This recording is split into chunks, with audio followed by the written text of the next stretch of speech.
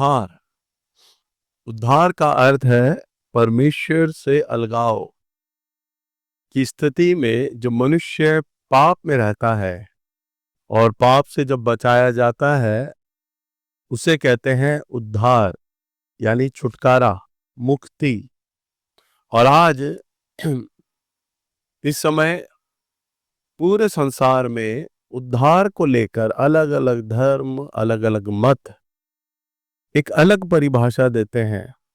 कोई बोलता है फलाने देवी देवताओं को मानो, फलाने परमेश्वर को मानो, तुम्हारा उद्धार हो जाएगा। कोई बोलता है कि जानवरों को खाना देने से, पशुओं को खाना देने से हमारे पाप धुल जाते हैं, मिट जाते हैं, हमारा उद्धार हो जाता है। अलग अलग प्रकार की धारणाएं हैं। परंतु अगर हम परमेश्वर के हृदय को समझें, परमेश्वर के मन को, जो बाइबल बताती है कि उद्धार क्या है, तो अगर हम प्रभु के वचन में देख के निकालिएगा, रोमियो की किताब इसका 3 अध्याय और इसका 23 पद। इसलिए कि सबने पाप किया है और परमेश्वर की महिमा से रहित है। देखिए बाइबल क्या बताती है, सबने पाप किया है और सब या ये नहीं लिखा कुछ लोग, सब ने पाप किया है और परमेश्वर की महिमा से रहित, यानी प्रभु उन्हें संतान नहीं बनाएगा क्योंकि परमेश्वर की महिमा से रहित है। सब ने पाप किया है। इस संसार में जितने भी लोग, मनुष्य जो जिसने जन्म लिया है मां के गर्भ से, ध्यान से सुनिएगा, वे सब पापी हैं। वे सब क्या हैं? पापी हैं। जितने भी लोग आए इस धरती पर, जिन्होंने मां के गर्भ से जन्म लिया, चाहे हम उन्हें कोई भी बाबा बोल दें, गुरुजी बोल दे, महात्मा बोल दे, पीर पैगंबर बोल दे, अवतार बोल दे, वो सब पाप से जन्मे हैं। वे सब क्या हैं? वे सब स्त्री और पुरुष के मिलने से पाप से जन्मे हैं। जन्म का पाप। जब मनुष्य पैदा होता है तो सबके माता पिता होते हैं, स्त्री पुरुष मिलते हैं तो उनमें जन्म का पाप आता है बच्चों में। आदम के वंश से जब अदन की वाटिका में शैतान ने स्त्री को बहकाया, आदम को बहकाया, वचन में लिखा है, तब उन्होंने प्रभु की आज्ञा को तोड़ा और उसी मानसिकता में, उसी विचारधारा में वह स्त्री और पुरुष मिले, आदम और हव्वा मिले, तब जो उनका पहला संतान हुआ ना, वो पापी था। परंतु परमेश्वर ने जब आदम को बनाया था तब मट्टी से उसको साना था। मट्टी जैसा औरतें लोग आटा को गूंदती हैं, वैसे ही प्रभु ने पानी और मट्टी को साना और लिखा है अपने जीवन का श्वास फूका और आदम जीवित प्राणी हो गया। आदम के मम्मी पापा नहीं थे, इसलिए आदम के अंदर पाप का वो स्वभाव नहीं था। स्त्री के मम्मी पापा नहीं थे, स्त्री को आदम की पसली से निकाला गया, इसलिए यहां पे एक रिब आदमी का, आदम का एक रिब कम है, एक पसली कम है। यहाँ पसली 9 है, यहाँ पसली 8 है, एक रिब कम होता है, एक पसली कम है, क्योंकि उस पसली को निकालकर परमेश्वर ने स्त्री को बनाया, इसलिए वो नारी कहलाई, यानी नर में से निकली है, पुरुष में से निकली है वो स्त्री।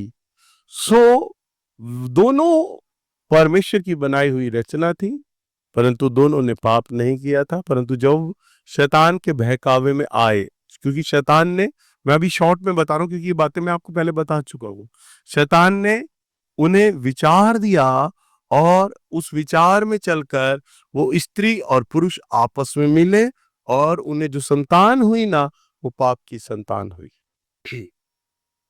और इसी तरह से तमाम मनुष्य जाति बढ़ती चली गई और उस मनुष्य जाति में से हर तरह के धर्म बने, हर तरह की जातियां बनी हैं। आज एक छोटा बच्चा वो बड़ी जल्दी गुस्सा खा जाता है। कई बार छोटे न्यूबॉर्न बेबी को आपने देखा हो, गालों पे उनके निशान आ जाते हैं नाखून के, गुस्से में होते हैं वो, उन्हें दूध नहीं मिलता तो चिड़चिड़ा जाते हैं, रोते हैं वो। जब बच्चा बड़ा हो जाता है तब उस बच्चे को पैसा ना मिले, वो अपने माँ बाप से झगड़ते हैं, लड़ाई करते हैं, घर से बाहर जाने की जिद करते हैं। घर अगर माँ बाप बाहर ना ले जाएं तो वो जमीन पर लेट जाते हैं, गुस्सा करते हैं। बड़े जब हो जाते हैं वही बच्चे झूठ बोलने लग जाते हैं, चोरी चकारी करने लग जाते हैं, मारपीट करने लग जाते हैं। कौन माँ बाप है जो अपने बच्चों को सिखा रहा है, जब तुम नए बच्चे हो गए, नवजात शिशु हो गए, तो गुस्सा करना, जब हम तुम्हें बाहर ना ले जाएं तुम जमीन पर लेटना, तुम झूठ बोलना, गालियां देना। किसने सिखाया उन्हें? किसने सिखाया? कोई सिखाता है माँ बाप? पर बच्चे के स्वभाव में वो बातें आ गई। कहां से? वो आदम का जो डीएनए है, डीएनए हमारे ब्लड में, जो हमारा पूर्वजों का जो अंश है, जो खून आ रहा है, वो हमारे बच्चों में बह रहा है। आदम का डीएनए, आदम के वंश से जो स्वभाव, पाप का स्वभाव आ रहा है ना, वो स्वभाव इसमें बढ़ता चला जा रहा है। हालेलुया। आप अगर सेब को किसी और जगह अगर बो दोगे उसके बीज को, तो सेब ही निकलेगा। नीम को कहीं और बो दोगे तो नीम ही उगेगा। अगर आप नीम को बो के अगर आप सेब की कल्पना करो कि सेब आएगा और मीठा आएगा, तो सेब नहीं आएगा, क्योंकि उसका नेचर नहीं है। नीम का नेचर है कड़वापन, कसैलापन, मीठा नहीं देगा, उसका नेचर है, उसका गुण है, उसका स्वभाव है। सो मनुष्य के गुण के अंदर शैतान का स्वभाव आया। इसलिए जितने भी लोग जब माता पिता के द्वारा जब जन्म लेते हैं ना, उनमें क्रोध का स्वभाव आता है, झगड़े का स्वभाव आता है, लड़ने का स्वभाव आता है। इसलिए जब प्रभु यीशु मसीह, जब स्वयं परमेश्वर इस धरती पर आ रहे थे, स्वयं परमेश्वर, तब उन्होंने कुंवारी कन्या मरियम को चुना, जो बहुत धर्मी स्त्री थी, धर्मी औरत थी। उस स्त्री को चुना और परमेश्वर ने बिना उस पुरुष के जाए, बिना पुरुष से वो मिले, परमेश्वर की सामर्थ्य के द्वारा वो स्त्री गर्भवती हो गई। हालेलुया। बड़ा अद्भुत काम है। और प्रभु यीशु के अंदर, क्योंकि वे स्त्री के द्वारा, स्त्री के गर्भ में आए, पुरुष के बिना संपर्क में मिली, वो स्त्री मरियम पुरुष से संपर्क में नहीं आई, और प्रभु यीशु मसीह का जन्म हुआ। यानी प्रभु यीशु मसीह संसार के उद्धार करता बने। यानी पाप का स्वभाव प्रभु यीशु मसीह में नहीं आया। अगर प्रभु यीशु मसीह भी इस प्रकार पैदा होते जैसे और लोग पैदा हुए हैं संसार में, महात्मा जितने अवतार पैदा हुए हैं, अगर प्रभु यीशु मसीह का भी पापा बायोलॉजिकल होते, उनके माँ बाप मिलते और प्रभु यीशु मसीह का जन्म होता ना, तो प्रभु यीशु मसीह कभी भी उद्धार करता नहीं बन सकते थे संसार के। हालेलुया। समझ पा रहे हैं ना आप लोग? डीएनए कितने लोग जानते हैं? डीएनए, डीएनए कितने लोग जानते हैं? बताओ, हाथ खड़ा करके बताओ डीएनए के बारे में। डीएनए, अब देखो इधर,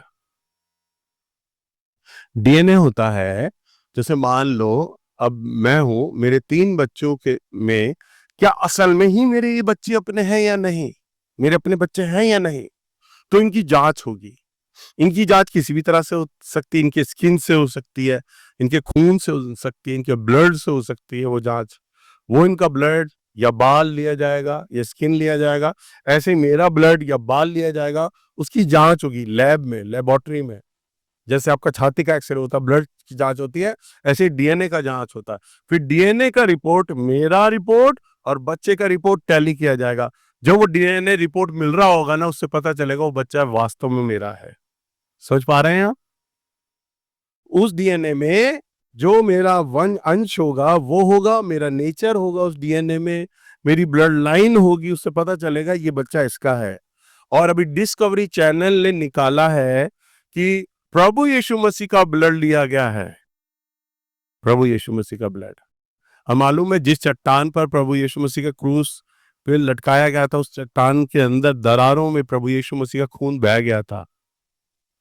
अभी कुछ समय पहले साइंटिस्ट ने वो ब्लड खोज के निकाला है, प्रभु यीशु मसीह का ब्लड चट्टान में से, और उसका डीएनए की जांच की गई, डीएनए की जांच की गई। उस डीएनए में पाया गया कि उसमें माँ का डीएनए तो आ रहा है, बाप का डीएनए नहीं है उसमें। हालेलुया। तो वैज्ञानिक बोल रहे हैं कि बाइबल में जो लिखा है ना, प्रभु यीशु मसीह के जन्म कुंवारी कन्या से पैदा हुआ, वास्तव में बिल्कुल सच है। विज्ञान प्रूव कर रहा है। एक संसार का एक ऐसा विलक्षण व्यक्ति, एक अकेला, एक ऐसा मात्र व्यक्ति जिसका बाप का डीएनए उसके ब्लड में ही नहीं है। मेरे ब्लड में मेरे माँ बाप का डीएनए में मिलेगा। आप जितने लोग बैठे हो, आप सब लोगों का माँ बाप का डीएनए मिलेगा, परंतु प्रभु यीशु मसीह के ब्लड में माँ का डीएनए तो पाया जा रहा है, परंतु बाप का डीएनए नहीं मिल रहा है। हालेलुया। सो वचन में लिखा है, सबने पाप किया है और परमेश्वर की महिमा से रहित हैं। यानी आप जब इस धरती पर पैदा होते हैं, आप जन्म से पापी होते हैं, फिर उसके बाद आप विचारों से पापी हो जाते हैं, क्योंकि आपका जन्म का जो पाप है वो आपको मजबूर करता है, आप विचारों से पापी हो जाते हैं। आपको क्रोध आता है, यह है विचारों का पाप। आपको जलन होती है, यह है विचारों का पाप। आपके अंदर झूठ का स्वभाव होता है, यह है विचारों का पाप। आपके अंदर अशुद्धता है, अशुद्ध विचार आते हैं। यहाँ कोई भी धरती का एक ऐसा आदमी नहीं है जो ये बोले जी भैया मुझे अशुद्ध विचार नहीं आते। आते हैं, आप सबको आते हैं। क्यों? क्योंकि एक नेचर है, ये आएगा ही आएगा वो। परंतु प्रभु यीशु मसीह के अंदर, क्योंकि बाप का डीएनए नहीं था ना माँ का डीएनए था, वो परमेश्वर की सामर्थ्य से पैदा हुए थे। तो इसलिए अगर आप पूरी बाइबल पढ़ लें तो कहीं भी आपको प्रभु यीशु मसीह में कोई कमी नहीं निकलेगी। सो हम अगर देखें रोमियो की किताब 6 अध्याय और उसका 23 पद में अगर हम देखें, क्योंकि पाप की मजदूरी तो मृत्यु है, परंतु परमेश्वर का वरदान हमारे प्रभु मसीह यीशु में अनंत जीवन है। हाँ, क्या लिखा है? पाप की मजदूरी क्या है? मृत्यु है। और परमेश्वर का वरदान क्या है? हमारे प्रभु यीशु मसीह में अनंत जीवन है। यानी जितने इस धरती पर लोग आए हैं, तो वचन क्या कहता है? पाप की मजदूरी क्या है? मृत्यु है। मौत तो आपकी तय है। मौत कौन सी? शारीरिक मौत भी है और वो आत्मिक मौत भी है। लिखा है पाप की मजदूरी मृत्यु, यानी मौत, मेरी मौत और आपकी मौत। मालूम है, लहू में हमारा प्राण बसता है। लहू में, खून के अंदर हमारा प्राण बसता है। बाइबल बताती है लहू में प्राण बसता है। जब आदमी का रोड पे कोई एक्सीडेंट हो जाता है, हड्डी टूट जाए वो जिंदा रहेगा, पर खून ज्यादा बह जाए अस्पताल जाते जाते तक तो मर जाएगा। यानी कि खून एक ऐसी चीज है, अगर ज्यादा बह गया ना, या खून की कमी हो गई, तो आदमी ने मर जाना है। समझ पा रहे हैं? और प्रभु यीशु मसीह ने देखा कि इस संसार के तमाम व्यक्ति तो पापी हैं। परमेश्वर ने देखा कि पापी हैं, मैं इनका ब्लड तो ले नहीं सकता, मैंने मार तो सकता नहीं। हालेलुया। तो मैं अगर इनको मार दूंगा तो ये क्या हो जाएंगे? इस संसार से पूरा मनुष्य समाप्त हो जाएगा। परमेश्वर तो पिता है, परमेश्वर है, वो पापियों को मिटाते नहीं, उन्हें नाश नहीं करते, उन्हें संहार नहीं करते। वो तो पापी को नाश करने नहीं, वरन पाप को नाश करने आया था। हालेलुया। समझ पा रहे हैं? पापी को नहीं, वरन किसको? पाप को नाश करने आया। इसलिए क्रूस पर प्रभु यीशु मसीह ने आपके लिए और मेरे लिए अपने लहू को बहाया। वो लहू जो मुझे और आपको हमारे पापों के लिए बहाना था, हमारे प्राण जाने थे, हमारी मृत्यु होना था, वो प्राण, वो मृत्यु प्रभु यीशु मसीह ने स्वयं क्रूस पर हम पापियों के लिए उठाई। हालेलुया।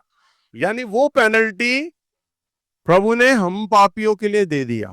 समझ पा रहे हैं?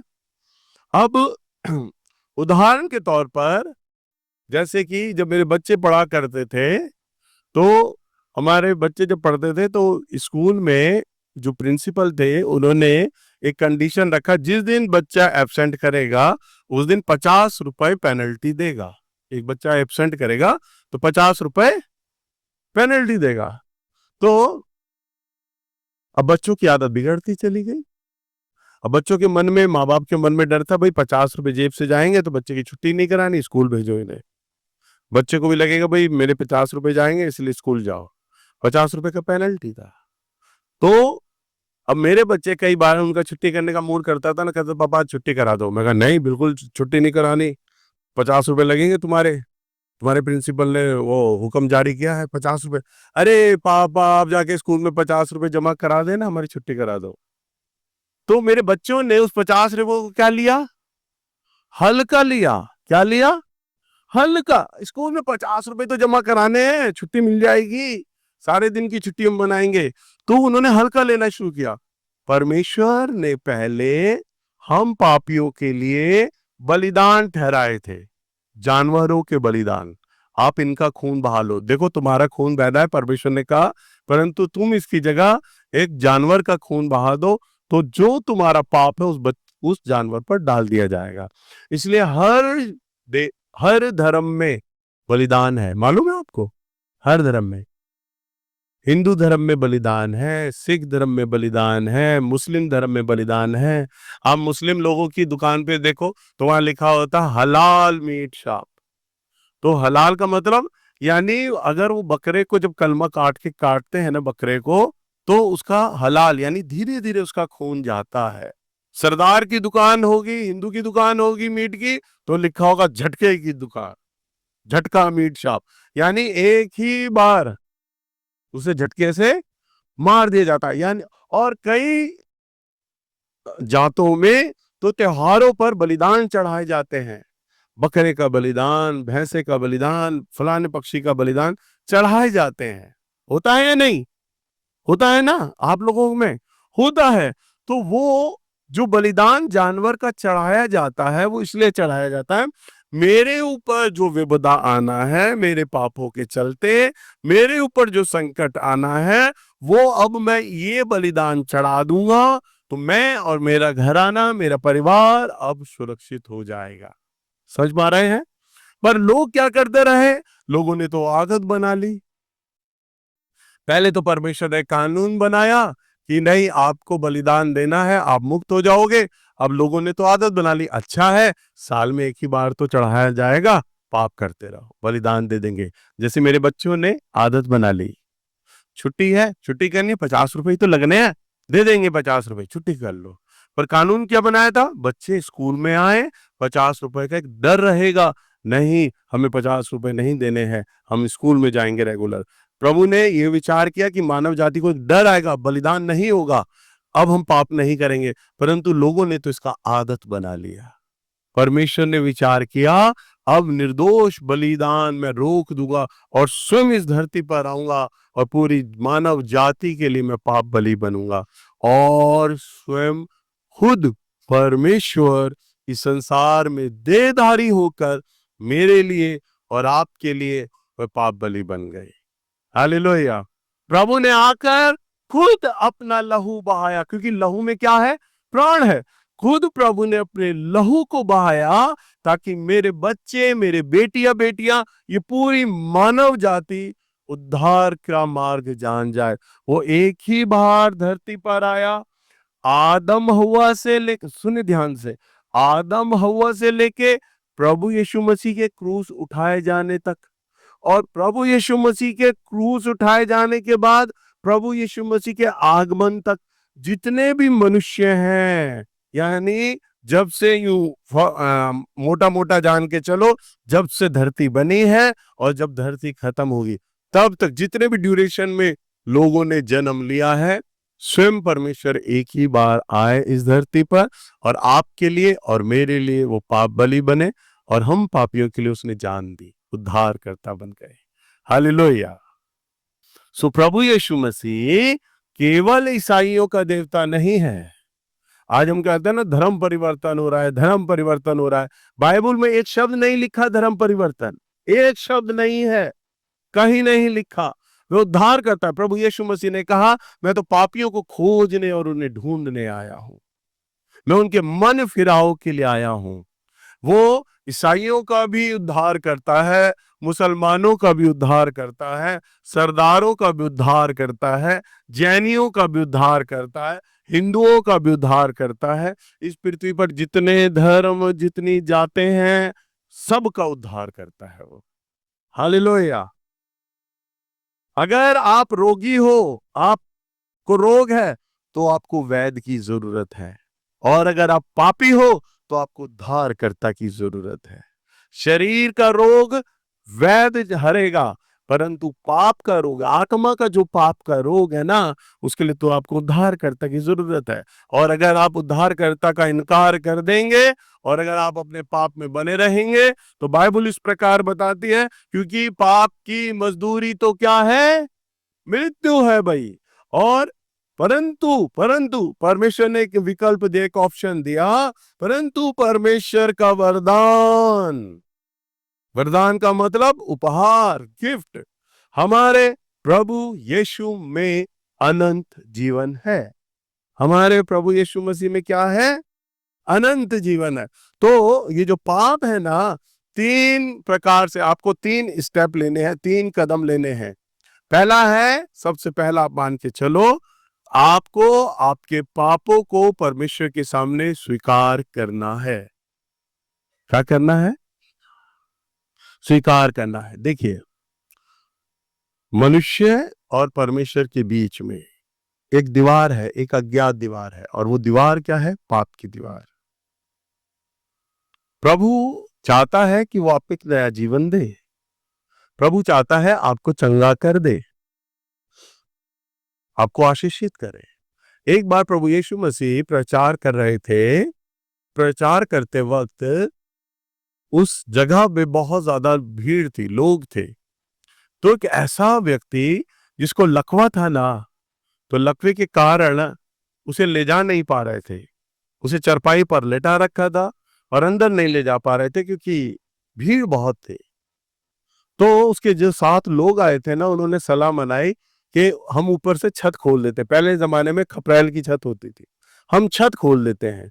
तो उन्होंने क्या किया? खपरेल खोली, छत खोल दी और रस्सी से पकड़ के चरपाई के पायों में बांधा और धीरे धीरे उस जगह पे लटकाना शुरू किया जहां प्रभु यीशु मसीह खड़े थे और प्रचार कर रहे थे। और जब प्रभु यीशु मसीह के सामने उस व्यक्ति को उतारा जाता है, नीचे उतारा जाता है सामने, तो प्रभु यीशु मसीह उसे देखते हैं। प्रभु देख रहे हैं इसके दोस्तों ने इसे क्यों उतारा है। प्रभु देख रहे हैं लकवे का मारा है, हाथ पैर मुड़े हैं, चल फिर नहीं सकता। प्रभु यीशु मसीह कहते हैं, जा मेरे पुत्र, तेरे पाप क्षमा हुए, तेरे पाप क्षमा हुए। क्यों कहा प्रभु ने पहले? क्योंकि पाप के कारण ही वह रोग उसके जीवन पर आया हुआ था। हालेलुया। पाप के कारण वो रोग उसके जीवन पर आया हुआ था। प्रभु ने कहा, जा तेरे पाप क्षमा हुए, अपनी खाट उठा, चल और फिर। अपनी खाट उठा, चल और फिर, प्रभु ने बोला। अब ध्यान दो, वो झोले का मारा है यानी लकवा है, परंतु प्रभु क्या कह रहे हैं? तेरे पाप क्षमा हुए। अब आप जितने लोग हैं ना, आपने अभी तक कभी भी अपनी प्रार्थनाओं में प्रभु को नहीं पुकारा कि वे आपके अपराधों को क्षमा कर दे। और अगर पुकारा भी होगा, प्रार्थना भी किया होगा ना, तो आपने कभी सच्चा पश्चाताप नहीं किया। प्रभु का वचन कहता है, नंबर 2, कि जब अपने आप अपने अपराधों को परमेश्वर के सामने स्वीकार करते हैं। क्या करते हैं? स्वीकार करते हैं और उन्हें करना छोड़ देते हैं। वचन में लिखा है उस पर दया किया जाएगा, यानी इस पर दया की जाएगी। जो अपने अपराधों को मान लेता है और उसे करना छोड़ दे।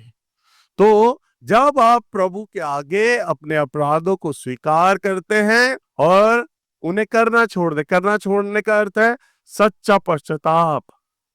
केवल जबान के द्वारा नहीं, अपने शारीरिक आचरण के द्वारा। प्रभु जी, मैं पापी मनुष्य हूं प्रभु, अब मैं शराब पिया करता था, परंतु ये शराब की आदत से मैं, प्रभु जी, पाप का स्वभाव मेरे भीतर है।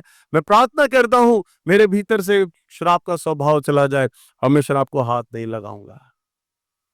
अब जिस पाप में आपका जीवन पड़ा हुआ था ना, वो पाप आपको मजबूर करेगा। जो भी आप पाप करते आए वो पाप आपको मजबूर करेगा।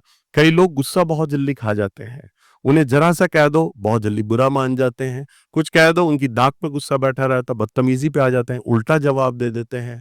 तो आपके अंदर पाप का वो स्वभाव है। तो आप ये मत सोचिए बाकी आपके अंदर कोई भी पाप नहीं है, पापों का ढेर है आपके ऊपर। परंतु जब आपको एक मोटा एग्जाम्पल बता रहा हूं कि जो पाप का प्रगटीकरण जो आपके स्वभाव में पाया जाता है, उदाहरण के लिए गुस्सा है, प्रभु के सामने कहिए, प्रभु जी ये पाप का स्वभाव, पाप का नेचर मेरे अंदर है, ये मेरे भीतर से आप निकालिए परमेश्वर। हालेलुया। तब प्रभु मालूम है क्या करेंगे? प्रभु आपको ऐसे लोगों के सामने लेकर आएंगे जो आपको ज्यादा गुस्सा दिलाते हैं। हालेलुया। आपके सामने वो लोग बोलेंगे, वो लोग हरकत करेंगे जिनसे आपको बहुत ज्यादा गुस्सा आए। और जब गुस्सा आएगा ना तब पवित्र आत्मा कहेंगे अब मैं तुझे मन देता हूं ताकि तुझे कंट्रोल करे। हालेलुया। आप समझ रहे हैं ना? चर्च में जिस औरत को आप पसंद नहीं करते हो ना वही आपकी बगल में आके बैठेगी। कई बार मैं प्रार्थना सभा लेता हूं ना, तो एक बार मैं प्रार्थना सभा ले रहा, एक बहन ने कहा भैया जी अब की बार कहाँ आओगे वीरवार को? मैंने कहा मैं फलाने के घर आऊंगा। फलाने के घर? अब की बार तो भैया मैं आ नहीं पाऊंगी, मैं अगली बार आऊंगी। मैंने कहा क्यों, इस बार क्यों नहीं आ पाओगे? भैया जिसके घर प्रार्थना है ना उससे मेरी कुछ ठनी हुई है। मैंने कहा वाह, आपकी ठनी हुई है? तो ये जो ठनी वाला स्वभाव है ना यही तो परमेश्वर हटाना चाहता है आपका।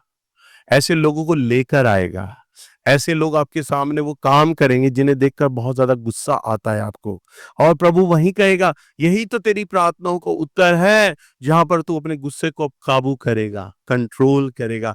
प्रभु का वचन कहता है मेरी सामर्थ निर्बलता में सिद्ध होती है। हालेलुया। मेरी सामर्थ कहां सिद्ध होती है?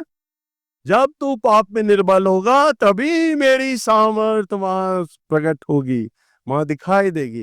तो आपको क्या करना है? नंबर 2, अपने पापों को मानना है और उन्हें करना छोड़ देना है। नंबर 3, और विश्वास करें कि प्रभु यीशु मसीह हमारा प्रभु है और हमारा उद्धार करता है। वही हमारे पापों के लिए मारा गया, वही जी उठा और वही 3 दिन बाद मुर्दों में से जी उठा। हालेलुया। किसी को कोई शक तो नहीं है? हाँ?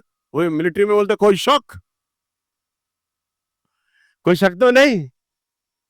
वो तो जब कभी कोई आतंकवादी आपकी कनपटी पे बंदूक रखेगा ना तो पता चल जाएगा आपको कितना आपको शक है। या जो आदमी प्रभु को जान लेता है ना, पा लेता है, जो ये सच्चाई को जान गया ना, ये सत्य है, जो जान गया ना कि वास्तव में जीवित है, वास्तव में मुर्दों में से जी उठा है। आज भी अगर आप यरूशलेम में जाएं, यरूशलेम में जाएं तो प्रभु यीशु मसीह की कब्र खाली है। मेरी बुआ गई थी, मेरी बुआ बताती एक बार मुझे, मेरे घर का नाम लेती, बेटा नीलू हम जो बाइबल में पढ़ते हैं ना, तू कभी यरूशलेम जाना, एक एक शब्द वहां सच्चा जीवित दिखाई देता है। मैंने कहा कैसे बुआ? कह रही बेटा मैं प्रभु यीशु मसीह की कब्र के आगे गई, वहां पर ऊपर तख्ती लिखी हुई है, वही तख्ती जो स्वर्गदूत ने बोला था तुम उस जीवित को मरे हुए में क्यों ढूंढती हो। हालेलुया। कह रही अंदर लोग जाते हैं, कब्र खाली है जहां हमारा प्रभु यीशु मसीह हमारा उद्धार करता रखा गया था। जिस गली में से वो क्रूस लेकर चला था, कह रहे वहां पर पंजों के निशान है अभी भी। लोग वहां पर माथा रख कर रोते हैं कि ये मेरे प्रभु यीशु मसीह का पंजा था जहां पर उसके पैर पड़े थे। हालेलुया। एक आदमी ने प्रभु यीशु मसीह को चलते वक्त एक कपड़ा दिया था, सफेद कपड़ा, पसीना पोंछने के लिए। प्रभु ने अपना पसीना पोंछा था ना, उसमें प्रभु यीशु मसीह का चेहरा बन गया। वहां एक शोकेस में रखा है, वो पसीने से प्रभु यीशु मसीह का चेहरा उस पर बन गया, उस कपड़े के ऊपर। कह रही बहुत सारी चीजें, एक एक चीज जहां आराधनालय में प्रभु यीशु मसीह जाया करते थे प्रचार करने, वो जगह हर एक चीज, छोटी छोटी चीजें जहां प्रभु यीशु मसीह ने बपतिस्मा लिया, यरदन नदी, हर जगह प्रूव होती है, साबित होती है कि वास्तव में वो उद्धार करता है। एक एक चीज दिखाई देती है। तभी तो इतिहासकारों ने देखा ये एक ऐसा व्यक्ति है जो काल्पनिक नहीं है, वरन सच में था, वरन सत्य है। इसीलिए तो इतिहासकारों ने उसे बताने के लिए बोला ईसा पूर्व और ईसा पश्चात, यानी प्रभु यीशु मसीह के पहले का ये समय और प्रभु यीशु मसीह के बाद का ये समय। सो वास्तव में वो जीवित परमेश्वर है। जब आप परमेश्वर के नए नियम को और पुराने नियम को जो पढ़ते हैं, उद्धार एक बहुत गहरा और व्यापक सब्जेक्ट है। ये आधे घंटे में बताए जाने वाली चीज नहीं है। इसमें कई हफ्ते और कई सालों तक मुझे आपको बताने और सिखाने की जरूरत पड़ेगी उद्धार क्या है। जब आप उद्धार के विषय में जानकारी आप प्राप्त कर लोगे ना, उद्धार क्या है, आपको कोई भी गलत शिक्षा देकर आपको बरगला नहीं सकता, धोखा नहीं दे सकता। आपको मालूम है कि परमेश्वर का वचन मेरे पाप के विषय में, मेरे उद्धार के विषय में क्या बोलता है। हालेलुया।